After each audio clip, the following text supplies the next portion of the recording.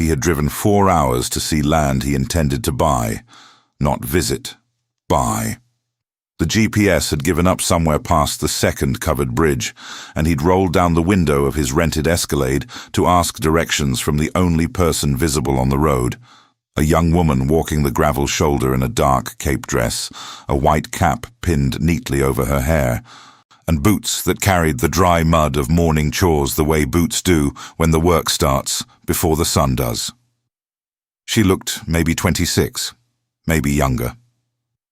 She was carrying a wooden produce crate with both hands, and she did not stop walking when he slowed beside her. He asked about the bridge at the north end of the Raber property, the one his contractor needed to cross with a 14-ton load of excavation equipment. She set the crate down on the gravel. She looked at the bridge, then the road, then him, the way people look at a thing they have already calculated and are simply confirming. "That bridge," she said, "won't hold it." He thanked her in the tone men use with young women who volunteer opinions they weren't asked for, and drove on. 38 minutes later, Daniel Ashworth, Senior Acquisitions Director for Vantage Land Group, holder of 2 development licenses and an MBA from Georgetown, was standing on the shoulder of a county road, watching his contractor's 14-ton excavator list sideways into a drainage ditch as the culvert beneath it folded in a direction culverts are not meant to fold. The young woman in the white cap was already at the fence line. She had come across the near pasture at a run when she heard the sound, a sound she had been waiting 5 years to hear and had hoped, every one of those years, she would not.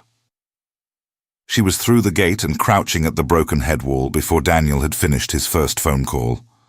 She pressed 2 fingers against the fractured concrete. She did not close her eyes. She looked directly at the failure point, tracking something Daniel could not read, with the particular fluency of someone who has been reading this exact structure for a long time. She said something in Pennsylvania Dutch to the older man who appeared behind her, her father, from the farm up the lane, and the older man turned back at a steady walk. Daniel Ashworth watched her, and did not yet understand what he was watching. He would. Her name was Hannah Lapp. She was 28 years old. She had been born in the farmhouse at the end of the long gravel lane, the same farmhouse where her father had been born, and his mother before him, in a line of laps that ran back through Lancaster County like a root system, invisible from the surface, holding everything up from underneath. The land had been in the family for 83 years. Her great-grandfather had bought it in 1941 with money saved from 11 years of dairy work and a loan from the Bishop's Fund that had been repaid with interest in 3 years. She knew all of this the way she knew the fence posts, not because she had studied it, but because it was part of the ground she stood on. She woke at 4:30. She fed the horses before her own breakfast, not from discipline but from habit, and not from habit alone, but from the understanding that the horses did not eat on credit, and neither did the farm. She could walk the east pasture blindfolded and tell you, by the feel of the ground under her feet, where the drainage problem was going to be worst in March. She had been telling her father this since she was 12. He had started listening when she was 14, and the drainage problem had been corrected the following spring. She had also left. Not forever, but long enough to matter. At 19, during her Rumspringa, she had gone to stay with her aunt in Philadelphia. She had planned a year. She had stayed 4. She enrolled in night courses at a community college. Civil engineering fundamentals, structural analysis, soil mechanics, because the work made sense to her in a way that felt less like learning and more like recognition. She sat in those classrooms and found technical names for things she had understood since childhood. Why the East Field drained wrong, why the old covered bridge downstream flexed differently in February than in July, why a hillside that looked stable could fail quietly over 20 years if nobody watched it. In her 3rd year, she took a job as a field technician with Keystone Survey Associates, a regional firm that did infrastructure assessments for townships and county road departments. She logged soil profiles, flagged load-bearing anomalies, wrote condition reports on culverts and bridge decks across 4 counties. She was good at it, Her supervising engineer noted it in writing. Exceptional lateral analysis instinct. He recommended her for advanced certification. She did not pursue the certification. In the spring of her fourth year, 2019 when she was 23, something in her finished what it needed to do and turned back toward the place it understood best. She came home. She took the kneeling.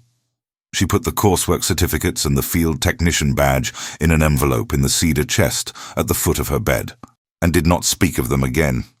She was not ashamed of them. She was not defined by them either. She was Hannah Lapp, and the farm was hers to tend and eventually to inherit. And that was not a small thing. It was, in fact, the largest thing she knew.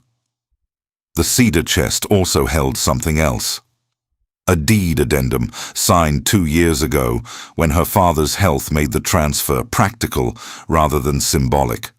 The farm, the ridge access lane, the timber lot above the Raber property, which shared a boundary with the county road at the north end of the watershed. Her name was on that deed. Had been for 24 months. She had not told anyone outside the family. There was no reason to. The land did not need announcing. The bridge had been a problem since the spring she came home. The county resurfaced the road in the summer of 2019, a few months after Hannah returned, and replaced the original timber stringer crossing with a precast concrete culvert. She stood at the fence line and watched the crew work, and knew from 2 years of infrastructure fieldwork, from the soil profiles she had logged herself along this exact creek bank, from the simple arithmetic of span to depth ratio, that the culvert was undersized for the road's load class, and that the headwall placement was going to create a sheer failure within 3 to 5 years under freeze-thaw cycling. She wrote to the county engineer that autumn. She did not sign the letter. She had taken the kneeling 3 months prior and was not ready to explain how an Amish woman in Strasbourg Township knew what she knew. But she cited the span calculations, the freeze-thaw coefficient for the soil class, the projected headwall rotation under repeated dynamic loading from the milk trucks that use this road twice daily. The county sent a form letter back. She watched the bridge every season after that. Spring mud, fall freeze.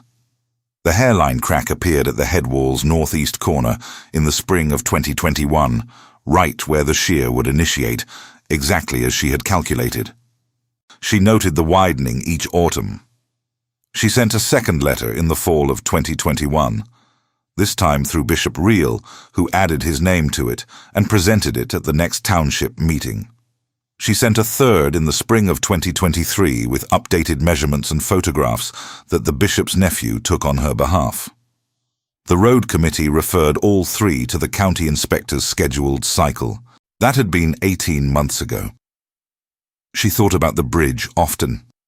The way you think about a thing you cannot fix alone, with a specific low-grade frustration that is not quite despair, but lives in the same neighborhood.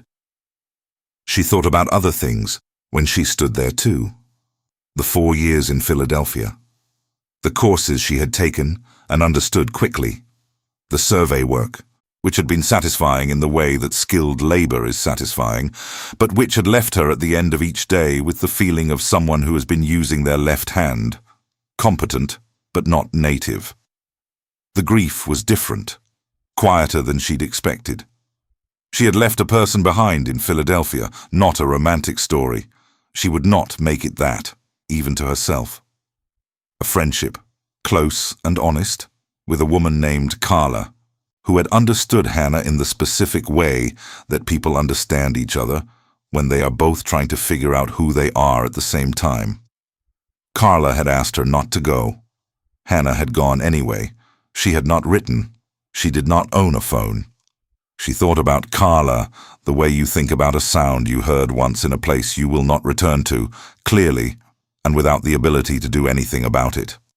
When Daniel Ashworth's rented Escalade slowed beside her on the gravel road, she recognized the situation before he spoke. She had seen that vehicle, that model, that color, parked at the Raber farmhouse twice in the past month. She knew who Vantage Land Group was. She had looked them up at the library in town when the Rabers mentioned the offer in August. What they built, where they built it, what the equipment requirements would be for the site preparation phase. She had already walked the culvert that morning, as she did every Monday in the shoulder seasons. The northeast headwall crack had widened by 4 millimeters since October. The freeze-thaw cycle this year had been hard. She told him the truth about the bridge. He thanked her in a way that meant he had already decided not to listen, and drove on. She watched the Escalade disappear around the bend. She picked up the produce crate. She thought, he will find out, or he will not. Either way, the bridge will tell him. She had not expected to be the one standing there when it did. The excavator had crossed about 2/3 of the span when the culvert gave. Concrete fails in sequence, not all at once. A shear crack becomes a rotation. A rotation becomes a load path that no longer exists.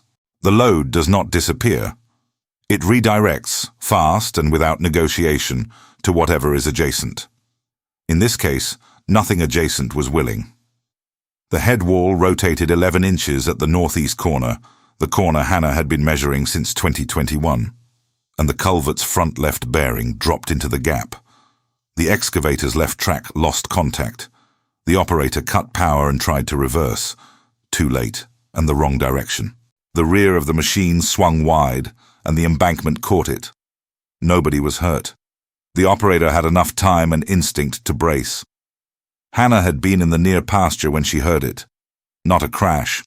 The sound was specific and low, the concussive thud of mass meeting resistance at the wrong angle, followed by the groan of a structure completing a failure it had been rehearsing for years. She knew it before she understood it. She was over the fence in under a minute, her father following from the barn with a rope coil because he had learned to move when she moved and ask questions afterward. The scene was exactly what she had known it would be. Daniel Ashworth stood on the road shoulder, phone to his ear, jacket still clean, looking at the excavator in the ditch with the expression of a man watching an expensive mistake happen to him personally. The operator was out of the cab and unhurt, already on his own phone. Hannah crouched at the broken head wall. She ran 2 fingers along the shear face, read the concrete's grain, confirmed the failure plane. The northeast corner had gone exactly as projected. The remainder of the span was stable, but its effective load rating was now reduced to passenger vehicles only. Carefully, one at a time. She said to her father, in Pennsylvania Dutch, "Get the reflective triangles from the barn, 50 yards out in both directions, then go to Amos. Tell him the culvert went, and the north road is closed to anything over 2 tons. Her father went. Daniel ended his call. He looked at her for the first time. Actually looked, not just processed. He saw the white cap, the dark cape dress, plain at the collar, no ornament, the boots, the hands, which were doing something to the broken concrete with a methodical precision that did not match the image he had assembled of her in the 38 minutes since he'd driven past her on the road. "Is the rest of it going to go?" he said. "Not today." She stood, wiped the concrete dust from her fingers with the edge of her apron. But nothing heavier than a pickup crosses this until it's replaced. That machine isn't moving under its own power. You'll need a recovery crew and a detour. I need that excavator on the north parcel by Thursday. She looked at him. She had a face that was still young enough to show everything, and had already learned enough to choose what it showed. The patience in it was not performed. It was the patience of someone who has watched a specific problem approach for years and has already thought through every available response. "The excavator," she said, "is not crossing this bridge. There has to be another access. 3 seasonal lanes and the road you just closed." She looked at the ditch. "I told you about the bridge." He was 41. He had spent 20 years acquiring land, managing contractors, reading people across negotiating tables. He was not accustomed to being corrected by a young woman in a plain dress at a Lancaster County roadside with concrete dust on her apron. That was the specific texture of his error. It would become clearer to him later. "Who are you?" he said. She tucked the hem of the apron back into place. "A neighbor," she said. "I told you about the bridge." Daniel Ashworth did not accept setbacks from people who did not appear on his org chart. He got back on his phone. He called the project manager, who called the county infrastructure office, who confirmed an incident report would be required and that the road was now a county matter. He called Vantage's structural firm in Harrisburg and described the failure. He was told a senior engineer could be on site by the following afternoon. He said the following afternoon was not acceptable. He said he needed a same-day assessment of alternative access routes because he had a project schedule, delay penalties in his contractor agreement, and a board presentation Thursday morning. The Harrisburg engineer said he understood and would call back within the hour. Daniel hung up. He looked at the young woman who had moved to the south abutment and was crouching again, and he felt the specific frustration of someone who needs information and is watching a person who clearly has it decline to present it in any form he could use. "What are the alternate routes?" he said. She answered without turning. Amos Yoder's back lane connects to the north parcel from the western boundary, but it crosses Miller's Creek at a 24-inch pipe culvert rated for 8 tons. Your excavator is 14. He paused. "How do you know my equipment weight, track width and boom configuration?" She stood. 14 tons is an estimate. If I'm wrong, give me the correct number. He did not give her the correct number. Vantage's survey plat shows 4 access points on the property record, he said. 3 are seasonal dirt tracks that won't carry that equipment in October. The 4th is what you're looking at. She met his eyes steadily. "I told you." A pickup truck slowed at the reflective triangles her father had placed, then stopped. 2 buggies had already halted at the north end of the road. A small gathering was forming, neighbors drawn by the particular gravity of a road going down, which meant milk schedules disrupted and school van routes changed, and ambulance access to the north farms uncertain until further notice. An older woman in a dark dress and black bonnet stood at the edge of the group, watching Hannah with an expression that was not simple concern. It was the expression of someone watching a moment they have been quietly expecting arrive. That was Martha Reel, the bishop's wife, 71 years old, who had known Hannah since before she left, and had known what Hannah knew without ever asking her to use it. She had the patience of women who understand that capable people reveal themselves when the moment is right, and not before. Hannah caught her eye across the road. Martha gave her one small nod. Hannah turned back to Daniel. "If you want to understand the access options," she said, "I have survey maps at the farm. I can show you what's viable and what isn't." "You have survey maps of this watershed. I drew them." He looked at the cap, the dress, the apron dusty at the hem, the road she had known better than he had, the bridge she had warned him about. "Okay," he said. "Show me."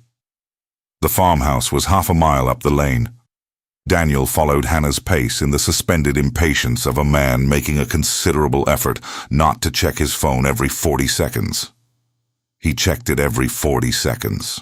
The barn smelled of horses and dry timber and old stone, the particular mineral cold of a foundation that has been sound for a very long time. Hannah moved through it without adjusting for his presence, around the workbench to a wide, shallow drawer built into the cabinet beneath the window. She pulled it open. Inside, survey maps, flat-folded, labeled in small, even handwriting. Year, quadrant, subject. She found the right one without searching. She spread it on the workbench. Daniel leaned in. The map was not a property plat. It had topographic contours in pencil, drainage flow lines in blue ink, load-bearing annotations at every road crossing and culvert in the watershed, soil classification notes along the field margins, frost heave risk ratings by road segment, seasonal viability windows for each lane. Vantage's surveying firm had charged him $38,000 for the plat in the Raber acquisition package. It had a tenth of what was on this map. "Where did this come from?" he said. "I made it." She traced the northern boundary with one finger. "This ridge lane, here, is the only viable route for your equipment. Limestone base. My father put it down in 2010 when we expanded the timber operation. It'll carry 14 tons if the ground isn't saturated." She glanced at him. "We've had 11 dry days. It isn't." He studied the map. "It crosses 2 drainage channels," she said.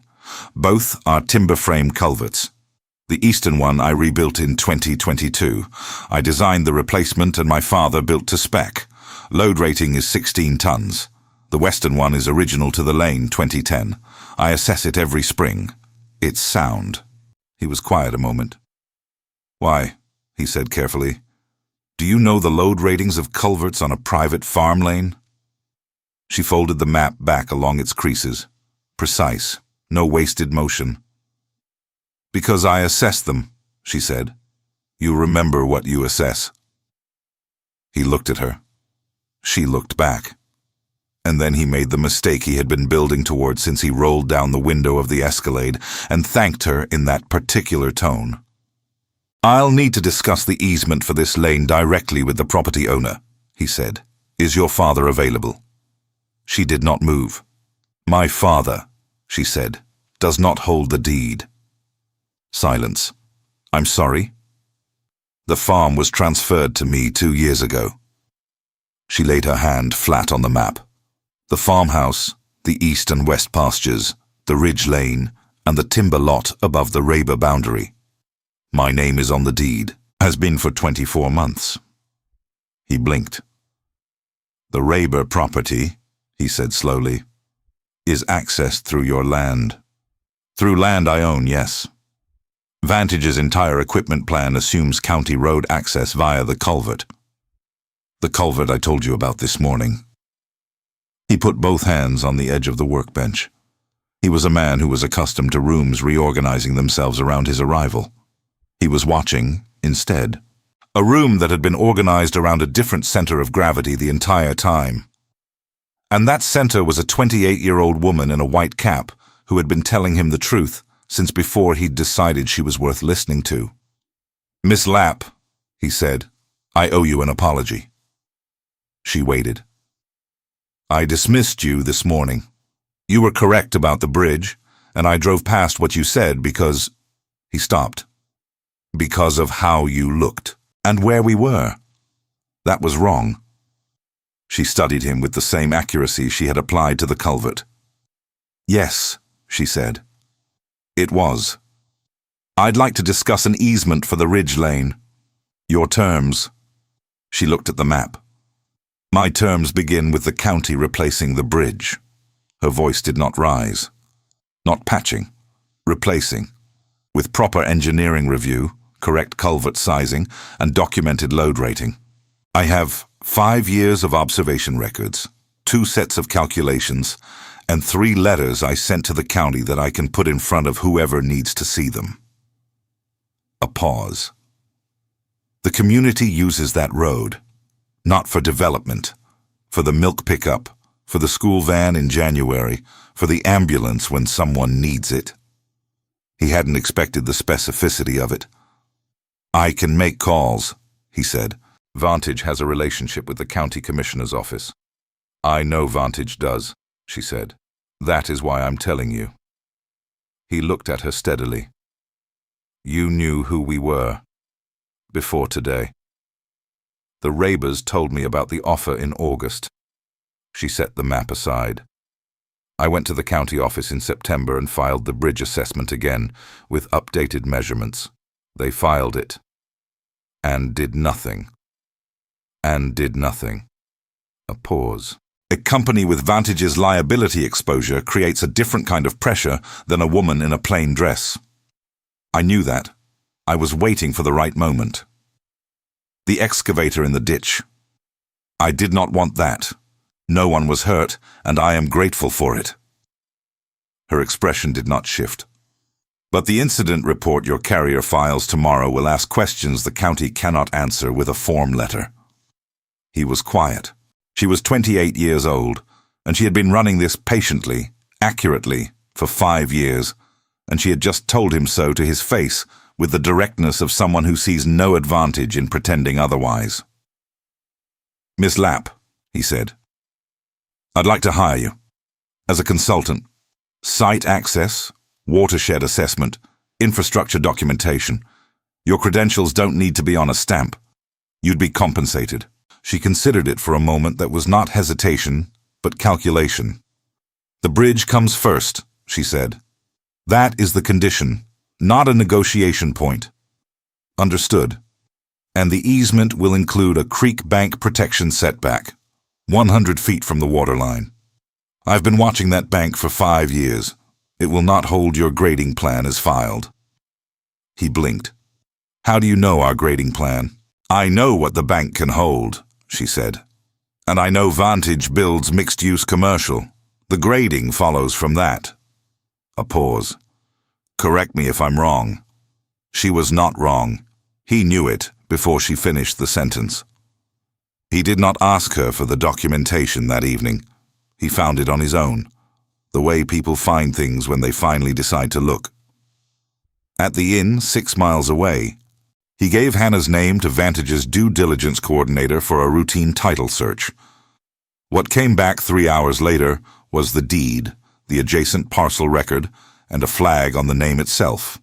Hannah Ruth Lapp, born 1996, Strasburg Township, Lancaster County. The Pennsylvania Infrastructure Survey database listed a field technician certification issued in 2018 by the Regional Survey Institute in Philadelphia.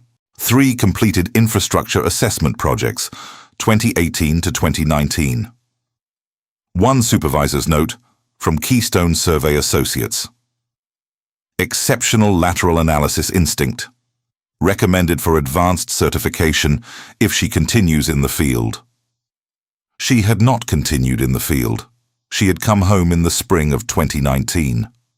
The coordinator also found the county letters not through the county's own records, but through the certified mail receipts Hannah had kept, which appeared in a drainage complaint Bishop Reel had filed with the township in 2022. All 3 letters, dates, receipts, and the county's form letter responses. 5 years of documented, ignored, accurate warnings. The file arrived at 11:14 at night. Daniel sat with it for a long time. He sat with the specific discomfort of a man reconstructing a morning he had misread from the first moment.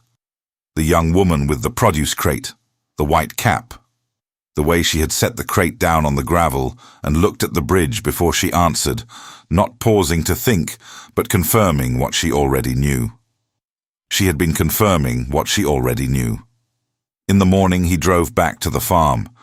He walked in from the gate because knocking on a car horn felt wrong, and he had enough calibration left to know it. Hannah was in the east pasture, walking the fence line. She saw him at the gate and finished the section she was on before she came to meet him.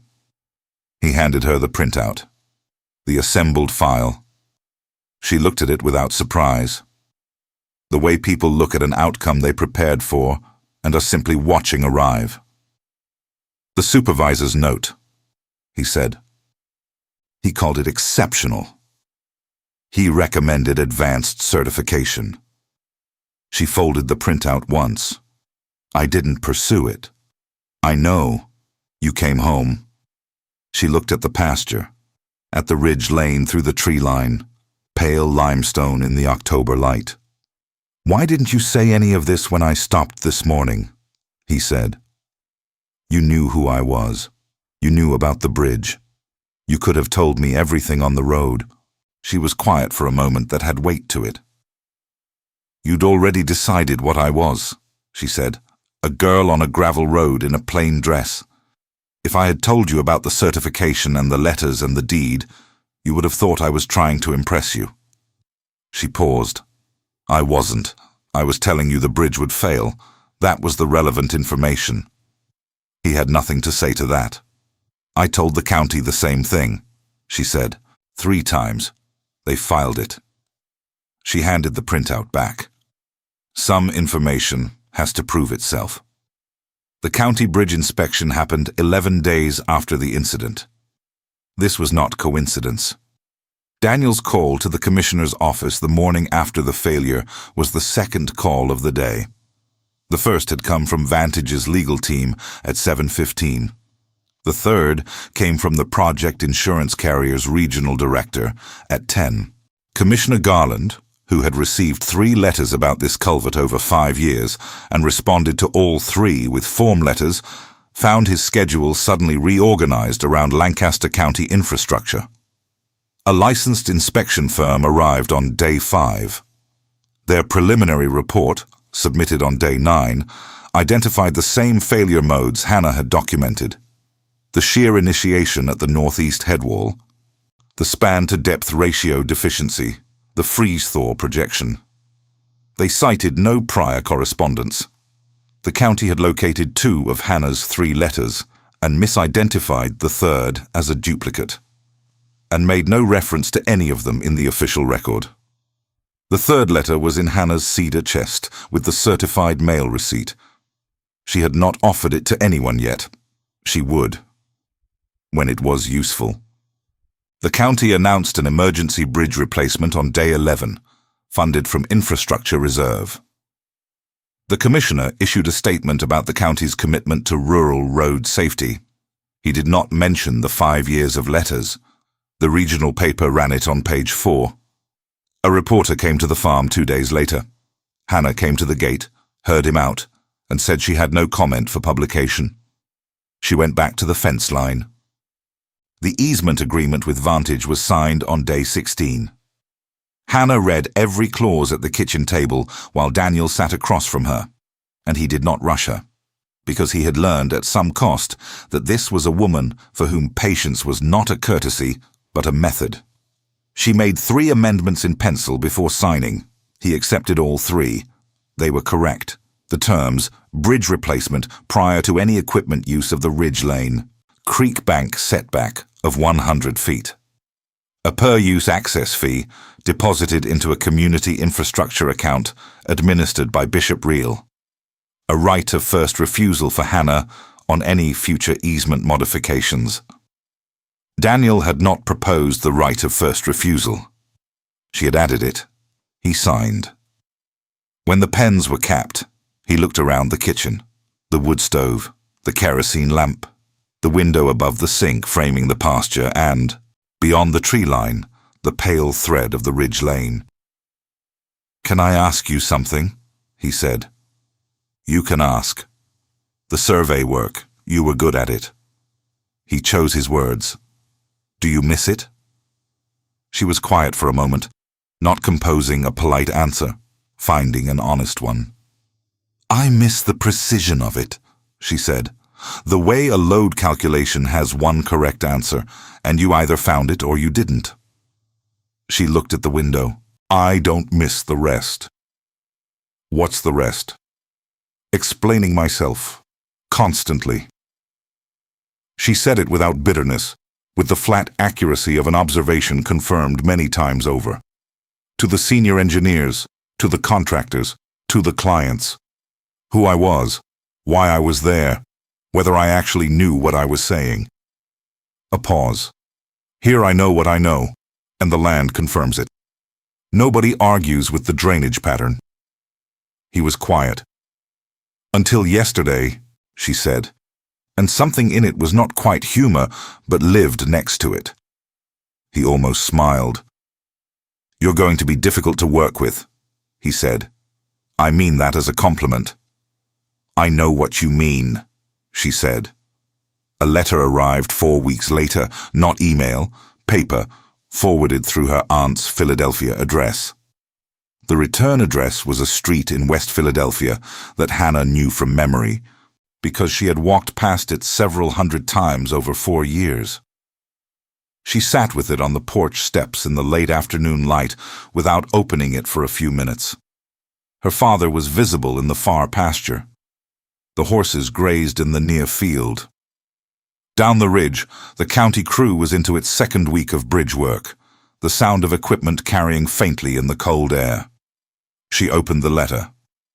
Carla. Of course. She had seen the county announcement in the local paper. It had grown from page 4 into something more substantial once the insurance investigation began, and the commissioner's office became less comfortable with the official narrative. The item had named the property owner, Hannah Lapp, Strasbourg Township. Carla had searched the name the way people search for someone they have been thinking about for years and have not let themselves contact. The letter was 2 pages. Honest in the specific way Carla had always been honest. Direct without hardness, careful without management. She said she had thought about writing for a long time. She said she did not want anything from Hannah that Hannah was not prepared to give. She said she was glad the bridge was being fixed. She said she had always thought Hannah would end up doing something like this, whatever this turned out to be. She left 2 addresses at the bottom, Philadelphia and email. Hannah read it twice. She sat with it in the particular quiet that comes at the end of the day's work and before the evening chores begin. A pause in the rhythm, brief and complete. She went inside, found paper and a pen in the kitchen drawer. She sat at the table and wrote back. She did not say everything. There was too much for a letter, and some of it she did not have words for yet, and some she was not ready to offer in writing. But she wrote enough. She wrote that she was glad the letter had come. She wrote that she was well, that the land was good this year and the bridge was going to be done right this time, and she had made sure of that. She wrote, I am still working out what it means to have 2 true things at once. I don't think I'm the only one who finds it difficult. She sealed the envelope and set it on the counter for the morning. She went out to the evening chores, because the horses did not eat on credit, and neither did the farm, and these things did not pause because a letter had arrived, or a bridge was being repaired, or a company from the city had come and underestimated her and learned otherwise. The work was always there. She had always found that steadying. The bridge opened on a Tuesday in November. Cold and clear, the kind of morning that arrives in November like a statement. Hannah walked down to the road before the crew, while the frost was still on the grass, and the light was still low and amber against the new concrete. She pressed her hand against the head wall, solid, level, the northeast corner clean and square where it had failed 11 months of measurements ago. The culvert sized correctly for the road class, the load rating documented in the inspection record, numbers that matched, to within rounding, the calculations she had sent to the county in 3 letters over 5 years. She stayed there for a moment. She did not feel triumph. That was not the right word. She felt the particular satisfaction of a thing being correct that had been wrong for a long time. Structural, plain, verifiable. The same feeling she got when a drainage problem she had diagnosed finally received its correction, and the water moved where it was supposed to move. The crew foreman, a woman in her 40s with a clipboard and a hard hat, arrived at 7:30 and walked the span before opening the road. She paused at the northeast head wall, crouched, examined something in the concrete. Then she looked up and found Hannah at the fence line. You documented the original failure mode, she said. I read the county file. The shear prediction. That was yours. Yes, it was right. I know, Hannah said. The foreman nodded. She went back to the road. Amos Yoder's milk truck crossed at 8:15, heavy with the morning collection. Hannah watched from the fence line. The culvert did not move. The head wall did not flex. The load path was clean, and the truck went across and kept going, and nothing happened. Because when a structure is built correctly, nothing happening is exactly what is supposed to happen. She walked home. The horses needed feeding. The west fence had a post that had worked loose in the first hard frost and wanted resetting before the next one. There was a section of the ridge lane she intended to walk before the Vantage equipment runs began next week. She wanted to check the western culvert's response after the autumn rain. She had work. She had always had work. The letter from Carla had been answered. She did not know yet what would come back, or when, or in what form. She did not need to know today. Some structures are built slowly, in stages, with the understanding that the first piece does not carry everything. It only makes it possible for the next piece to be placed. She had learned this from bridges, from land, from years of watching things that needed repair, refuse to announce themselves loudly, and wait instead for someone patient enough to read them. She had always been patient enough.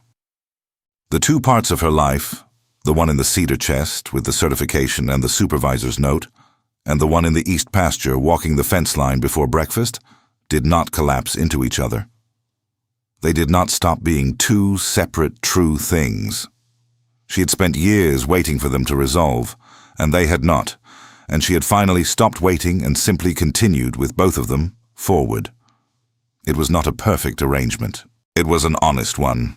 Some women carry the world quietly, not because they lack words for it, because they have learned that the world is not always listening, and so they build the record, and they keep the receipts, and they wait for the moment when the truth they have been carrying becomes heavy enough to prove itself. And when that moment comes, they don't announce it. They just let the concrete speak.